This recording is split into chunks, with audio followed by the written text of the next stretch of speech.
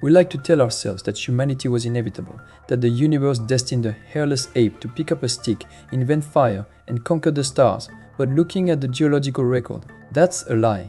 Our existence isn't a destiny, it's a rounding error. 5 million years ago, the Pliocene epoch triggered a global cooling event. In our timeline, the temperature dropped just enough to dry out the African jungles, turning them into savannas. It forced our ancestors, the Australopithecus, to leave the dying trees, stand up, and run for their lives.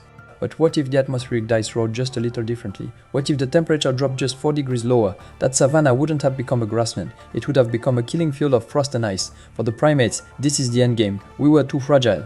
We had no caloric reserves. We were essentially naked tropical animals trying to survive a nuclear winter. In this version of history, the human story ends before it even begins, frozen in the mud, forgotten. But nature abhors a vacuum. When one king falls, another rises. For another family, this call wasn't a death sentence, it was an invitation. The ursids, the bears, specifically giants like the Agriotherium, they were biological tanks wrapped in layers of fat and dense fur, omnivores that could eat anything from meat to frozen roots. While the apes were dying, the bears were just getting comfortable. In this timeline, the torch of intelligence didn't go to the desperate monkey, it went to the apex predator. Let's strip away the fur and look at the hardware. Because if you think a smart bear is just a human in a fur coat, you are dead wrong. First, the stance. Bears are plantigrade. Like us, they walk on their heels, not their toes like dogs or cats. This is a scientific fact. It means bipedalism standing on 2 legs was already unlocked in their software. They didn't need to reinvent their skeleton, they just needed to shift their center of gravity. But the similarities end there. The human skeleton is built for endurance running. It's light, efficient, fragile. The ursid skeleton. It's built for impact. A grizzly bear has a bite force of over 100 psi pounds per square inch. A human jaw would barely hit 160. If an Ursus sapiens evolved, they wouldn't lose that power. Their skull would retain the sagittal crest, that ridge of bone on top of the head that anchors massive jaw muscles. Imagine a scientist that can bite through a car door in a fit of rage. And then, the hands. Primate hands are for delicate picking. Bear paws are for digging and tearing. They have non-retractable claws. Evolution wouldn't get rid of them, it would refine them. Their tools wouldn't be delicate smartphones with glass screens. Their technology would be oversized, rugged, industrial. Buttons you punch, levers you pull. They don't tap screens, they crush inputs. But the biggest difference isn't the muscle, it's the input data. Humans are visual creatures. We see the world. Bears, they smell it. A bear's sense of smell is 7 times stronger than a bloodhound's and 2,000 times stronger than a human's. They can smell a carcass through 20 feet of solid snow. If they evolved high intelligence, their entire civilization would be built on chemical data. They wouldn't just have written language, they would have a chemical language. Imagine walking into a room and knowing instantly who was there 3 hours ago, what they ate, and most importantly, how they were feeling. Fear, anger, sickness. For them, emotions would be a physical scent. You couldn't lie to an ursid. Your sweat would betray you before you even opened your mouth. Their internet cables wouldn't just carry video, they would carry complex synthesized pheromones, a society of total brutal honesty. Now, apply that biology to sociology. Humans are obligate social animals. We survive by clustering, gossiping and sharing. Isolation drives us insane. Bears are solitary, they are paranoid by nature. So, how do you build a civilization if you biologically hate your neighbors? I've run the sociological models. An ursid civilization wouldn't be a community, it would be a synchronized isolation. Their cities wouldn't have crowded markets, packed subways or stadiums. That proximity would trigger their aggression instincts. Instead, imagine a city of fortresses. Massive brutalist towers separated by miles of territory.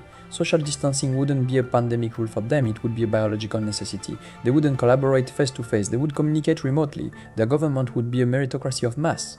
In nature, bears don't vote. They assess size. The biggest bear gets the best fishing spot. Their leaders wouldn't give speeches. They would simply exist, the strongest and smartest rules until someone stronger arrives. No politics, no lies, just physics. And of course, we have to talk about war.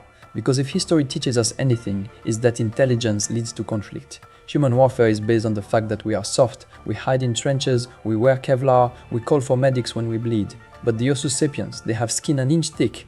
Layers of fat, bones dense as concrete, small arms fire, a standard 5, 56mm round, it would just annoy them. Their infantry wouldn't need cover, they are the cover, they are walking tanks. I modeled their weaponry, an AK-47 would look like a toothpick in their hands. They would carry 20mm autocannons as standard infantry rifles, the kind of guns we mount on fighter jets. Recoil, what recoil? When you weigh 800 pounds of muscle, you are your own gun mount. And their tactics, humans use shock and awe.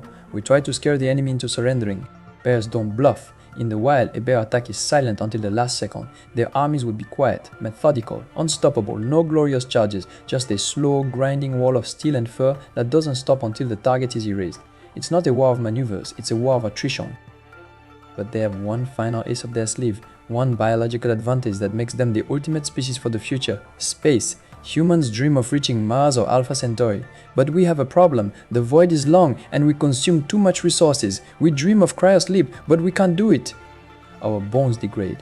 Our minds break. Bears, they hibernate. It's a biological miracle. They can shut down their metabolism for months. They recycle their own nitrogen. They don't lose bone density. NASA is studying them right now for this exact reason.